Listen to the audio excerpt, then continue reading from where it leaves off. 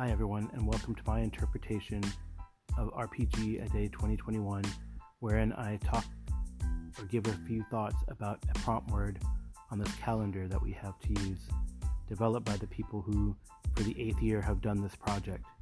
Originally I intended it to be like one take, but things are malleable. I've added recaps, I've added callbacks, so here we go.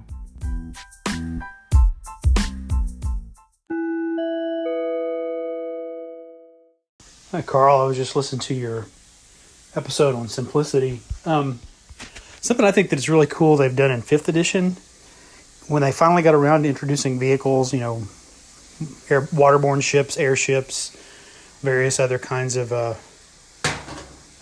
things on wheels that move, that are very large.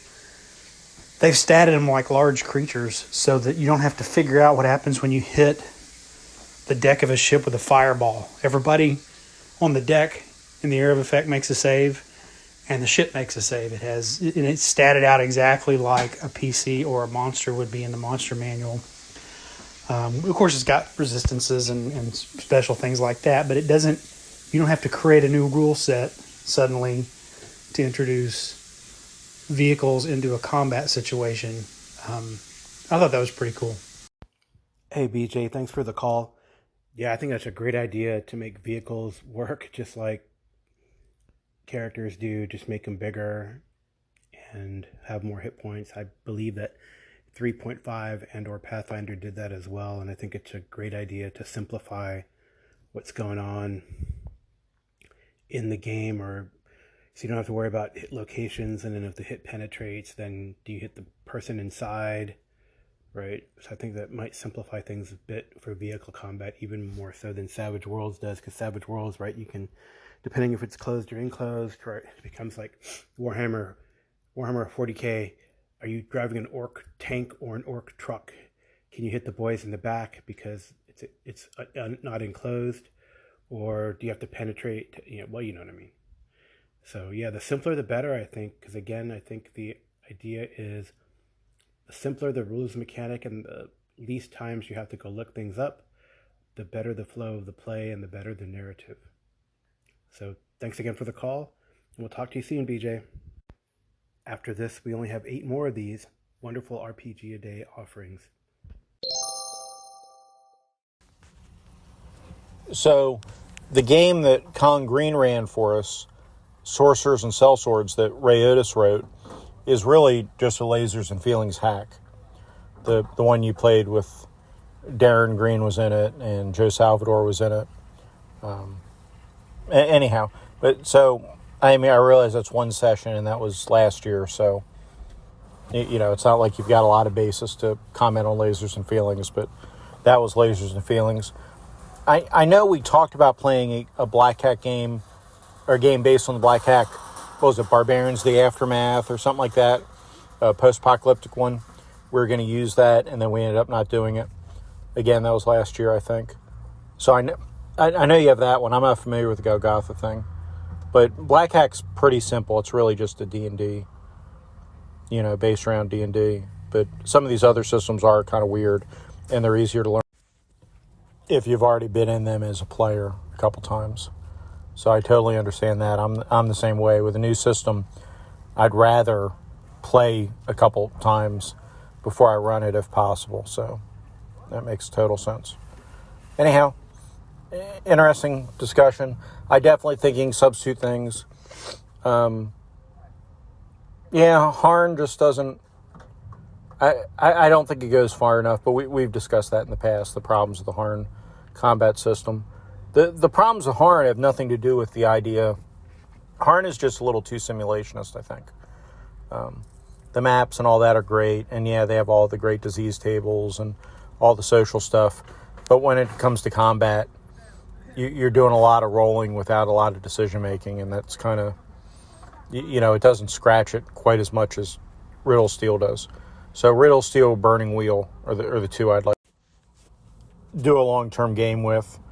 So, yeah, just spin up your knowledge on Burning Wheel, and we'll use that for our next long-term game, and we'll just get everybody to commit to, a year-long campaign, and we'll be good to go.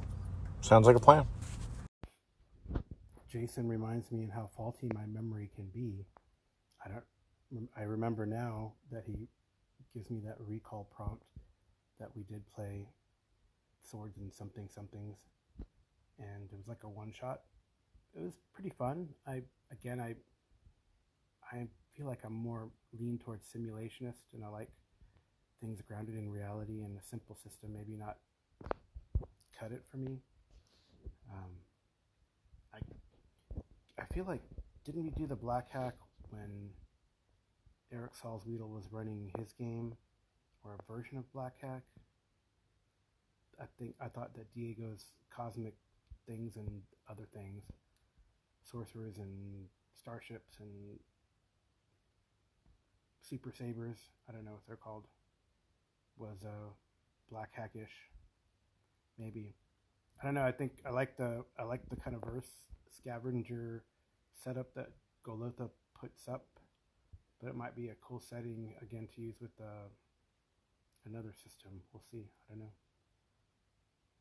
I'll have to reread it because my memory is, again, not as sharp as it used to be, and it takes me a couple times to reread a rule set before I get it. And then we still have to look things up, right? It's crazy.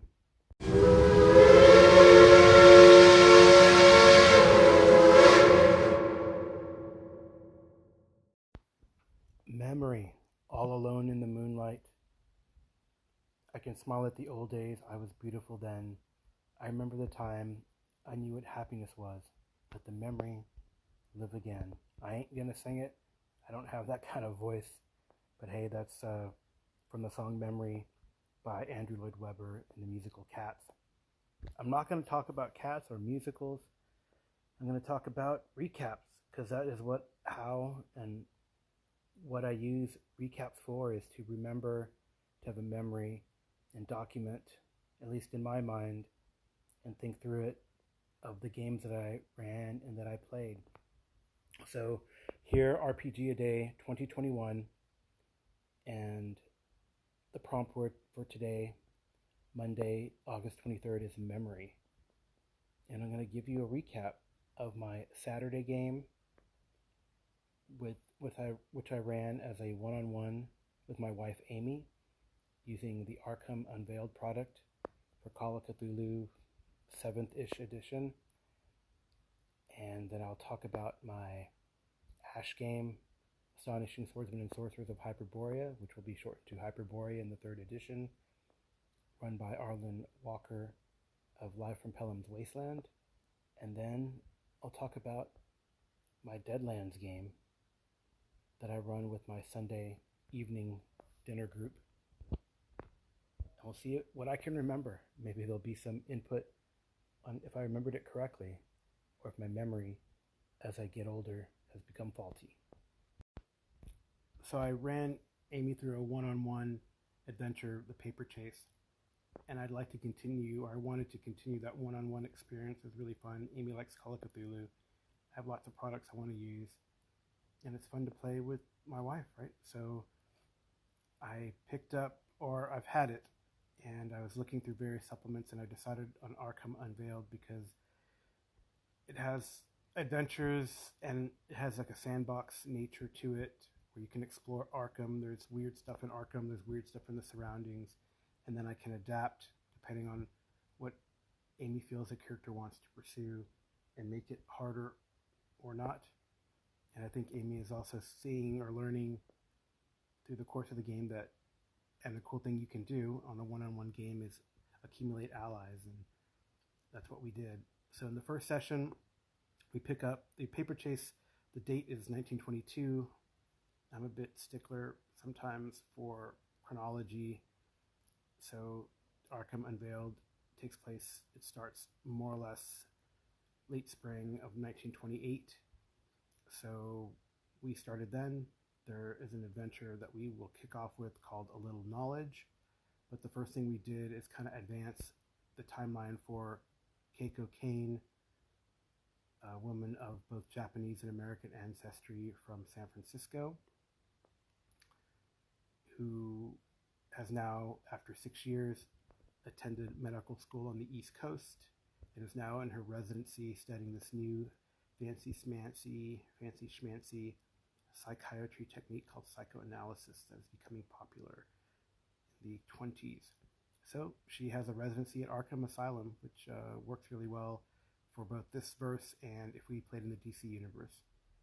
So she she has figured out her credit rating, how much money she has on hand, where she would live, and very importantly, whether or not she studied The Cult of the Ghouls, which is a French book, a French tome that she had acquired way back in the first adventure, and she said she did. It does take 22 weeks to study, so she's had plenty of time to go through it.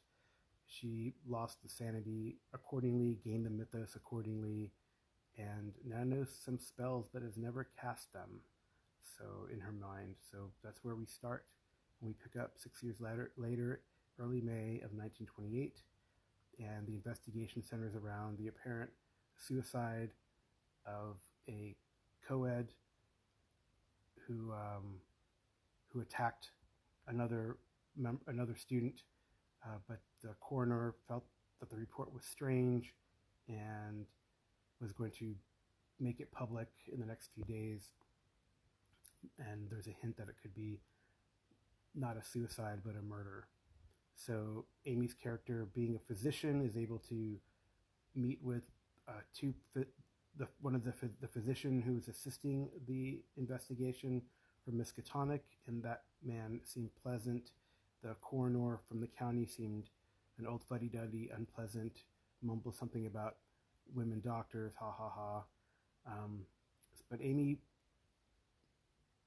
went through these social encounters well. She now has an ally in the Miskatonic doctor, and she found out the information that it was odd, and that both physicians felt that this male co-ed was already dead prior to when reportedly he attacked this woman. It looked like he had been asphyxiated, not strangled, and the bones that were broken from the fall happened post-mortem. And they found like an injection site for something that Amy learned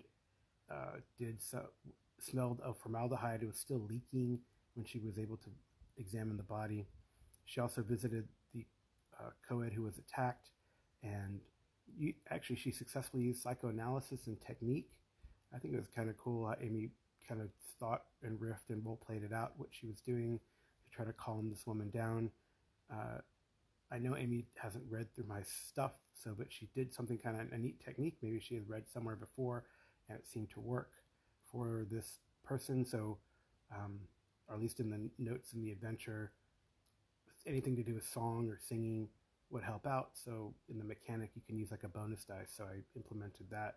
So she was able to calm the woman down, get her to talk, get her to actually make a statement, and start a good rapport with this woman. So maybe that's another ally, young female college co-ed who studies opera and dance at Miskatonic. So where next in the investigation? She really wanted to go to the police, so she called her physician friend, and I made a few luck rolls, and we decided that he knew, because he used to play rugby in college, and he really enjoys it, that he has a good rapport with the captain of the, I guess, Miskatonic amateur rugby squad. I don't think they're the Squids. I'll have to see what they are. Maybe something else. Maybe something related to the rum trade, and just as sort of a ha-ha at Prohibition. Maybe the Miskatonic Rum Runners. Seems appropriately rugby. Anyway, his name is Mickey Kerrigan. The cool thing is, like, some of them aren't, and some of them are statted out in the Arkham Unveiled book, which is a kind of neat resource, and I can flip through the book and look for these NPCs. They have, like, generic, both uniform and non-uniform police. It's a really neat resource. So Mickey Kerrigan, she goes and meets him, updates him. They hit it off, and they proceed with their investigation. And she follows the line of investigation eventually to confront the big bad in the story. And that worked out pretty well for them. So it was her and Mickey had brought along some uniform policemen. So when they were able to sneak very successfully, even unlock the door, even though the roll was pretty hard to make, unlocked the door, snuck in, got the jump on this bad guy, and Amy smacked him. Initially, they were trying to capture him, but then he knocked over or kicked over a bucket full of crawling hands and body parts, and these assaulted the police and Amy's character Keiko. So it became a lethal fight, and eventually they took down these, not without injury, they took down these claws. No one went insane, which was great. They ended up killing the bad guy and deciding amongst themselves how to report it, because they did find in their investigation that this person confessed to the killing of the co-ed. So wrapped up very nicely. They got insanity back. Amy's credit rating increases. Something that came out pretty interesting that we looked up in the rules too. There was a point during the investigation where the Mickey Kerrigan sort of lost it. He went temporarily insane from the revelations that he was helping Amy's character with. And you can apparently use psychoanalysis, it says in the book, to help with temporary insanity. It's not instant, so probably wouldn't work in combat, but in that situation, Amy was able to talk Mickey down, which I thought was kind of neat. So there you go. That's our first session using the Arkham Unveiled product. And we use the adventure A Little Knowledge. There's some spoilers. I try to make it vague, but it's pretty neat. It is a riff or inspired strongly by Herbert West Reanimator. So there you go. That is the first recap, as my memory serves. So this next recap is going to apply to my short-term memory, because I just played it this morning, and that is a game session of Astonishing Swordsmen and Sorcerers of Hyperborea. It will become Hyperborea in the 3rd edition, despite the protests of people like Jason Connerly, who want to always say Astonishing Swordsmen and Sorcerers of Hyperborea, or ASH for short. So, it is what it is. I probably call it Hyperborea because that's what the designers call it, and I agree with it. It sounds to me more of the fantastic, and it's not a mouthful to say. Anyway, so we're playing in a game world.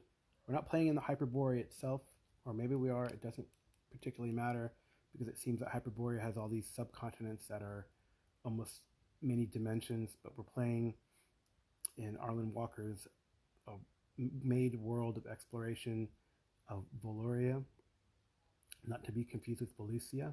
That is the world of King Kull in the Robert E. Howard series. But in Voluria, we are exploring this continent that the Empire has opened up for us to kick down doors and take names and make our fortune. So originally we were going to use a home hack of Arlen's called Bone Crunch, but he decided to use Hyperborea, and that's what we're going to do. So it's our second session-ish, third session, second actual play session. The first one was session 0. So we had come across this nest or lair of some ape men. We were looting the bodies and their little homey place that was the remains of some ancient aqueduct. And more ape men came. It was a harrowing fight. We defeated them, even though reinforcements kept coming. It's a pretty fun use of tactics, and I really like, for the record, the two-phase system in Hyperborea. I really enjoy, maybe because I'm used to it, but I think it works really well, declaring your actions and then going through the actions of melee missile magic move. I think it works really well. Jeff Talanian is a genius. He must have been a tactical drama artist in his past life. I don't know, but I enjoy it. I know they're going to go to a one-phase system, but I think it's still going to be the same sub-phases, and it's going to alternate between party and enemy. So I think it's going to work really well. I know players of mine have poo-pooed the declaration part, and technically I think in BX and AD&D you're supposed to declare as well. So I don't know. I don't know where that comes from. Yes, you can change your actions during the course, and I think that's the fear that, oh no, tactically things are going to change, so I got to change my actions. And I mean, I don't think, I guess a GM could, if they're particularly ornery or the player particularly annoys them. Oh well, it's too complex to change, so you're just going to sit there and twiddle your thumbs, or as if you were under a confusion spell, babble, babble, babble. But I think most GMs are going to let you logically change your action, right? It just, I think that's kind of what happens in a combat. You know, suddenly something happens, you react. How are you going to react? Or what's the decision you're going to make? I think it also helps if the actions are declared. It will help the flow of play better, so players aren't waffling during the round. So I really like the way Arlen runs it, and the way I guess Kevin Madison also runs it as written that way, more or less. So I think it works. So we defeated these apes. Then we decided we were somewhat injured. We found a couple potions. One was a healing one, and we let Jason Connerly's barbarian Drust or Drakbar drink it. So he got healed. I kept a potion that we think might be an invisibility potion because they feel like I'm sneaky. I was able to get into position to sneak or flank. Didn't get to use a backstab I had the previous time, and that was an idea I wanted to do. But is to sneak up and attack from hidden. I tried one time and it didn't connect, even with the +4. But Arlen is nice enough to let me.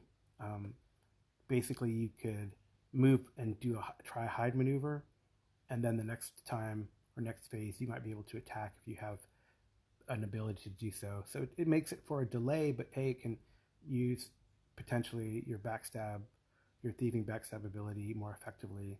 And what I do like is he is allowing the 2-weapon fighting option, so my high dex thief can stabby more than once, with small weapons, reasonably well.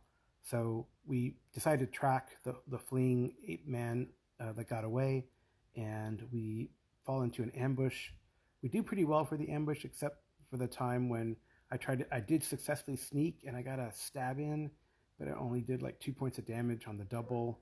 It didn't take down the foe, and then he took me down, but only so much. And again, another cool feature of Hyperborea, at 0 you don't die and have to roll on this funky random table, but it's more akin to, I believe, what they introduced in Unearthed Arcana.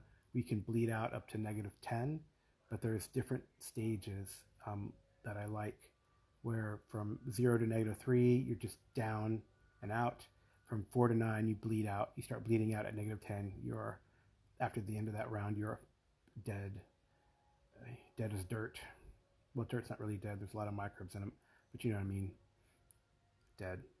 So my guy got knocked down to -3. So the only unfortunate thing is that healing, we don't have a cleric or a healer in the party. I have to look into multi-classing, or maybe you can switch to leisure domain. We'll see. I don't know if there's a multi-classing option in Ash, the Hyperborea, but we'll see. Anyway, so it's going to take me a while to heal. We track the ape man to this structure that's like a menhir on top of a barrow. The players decide, despite me being pretty injured, and you can only move around and half move at that. Can't attack, can't cast spells. So I'm sitting there hoping that these guys survive so I can recover. They do. In the structure, there's this like dead ape man alpha, but he comes to life at night, and the characters take him out with me chronicling as a scribe and watching on, not really cheering, but huddling close to pretend to not be there, and if things go bad, ready to drink down my supposed potion of invisibility and, take my chances in the jungle. But they survive, and that's where we stopped, more or less. There's some sarcophagi in this barrow that we will tackle next time, I believe. I had enough XP to level up, yay, because thieves have a really easy time leveling up. So I actually have enough to level up twice, but you only level up once. So I'm guaranteed to level up if I survive the next time. And Arlen was kind enough to let me roll my hit points, so I just don't sit there for the next couple days and act as a quiet cheerleader, hopeful cheerleader. Anyway, that is Hyperborea, run by Arlen Walker using his world of Volusia.